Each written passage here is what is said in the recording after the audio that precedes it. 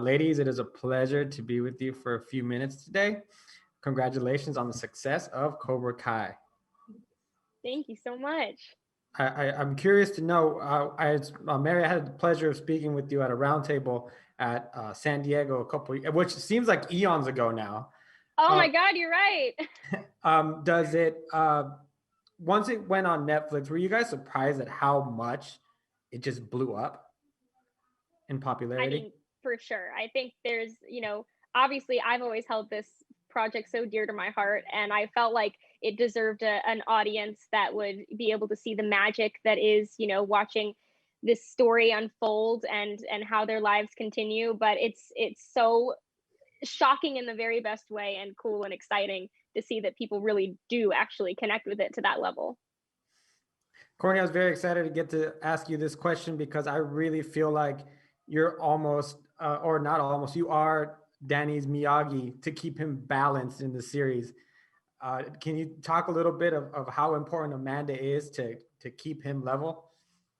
I think when I think about our characters, I think that Daniel is pure emotion and heart. I think he's has a lot of heart and cares a lot. And I also think that he also reacts with his guts and his heart. And I think Amanda balances him out in the very that she's a little more steadfast and thinks things through and like has a more objective opinion when he can't help but follow his instincts and his heart. So I think that they're kind of like a great little pair. They complement each other in that way. So for both of you being part of the LaRusso family, I want to know, we know that this all started really when Johnny came back in the picture and kind of that rivalry came back. You guys had a very successful business going. And then also Sam was doing it well herself. And things just really started trickling down just because of the amount of attention focusing on karate.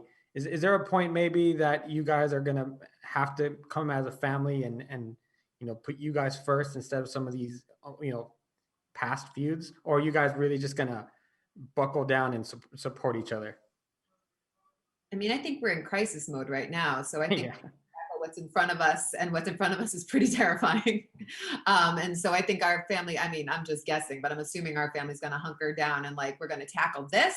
And then once we overcome that, then we'll be able to be like, let's go on a vacation. I don't know. Yeah, let's do a season in Hawaii. Yeah, let's do that somewhere down the line. That would be great. Mary, for your character Sam, you're part of a group of teenagers that really look up to adults in order for guide and purpose. And it would seem like in the last 2 seasons, some of it has actually led you guys more into a gray area. How do you guys rebuild that trust with the adults in your life? I think that's kind of almost typical for teenagers, right? I mean, I know I went through that definitely, where there's that moment where it's like your parents have the answers to everything and they are all knowing beings. And then you come to a point where you're like, oh, wait, maybe they don't have the answer to this one. And maybe they don't have the answer to that one either. Or maybe I just don't like their answer to that one.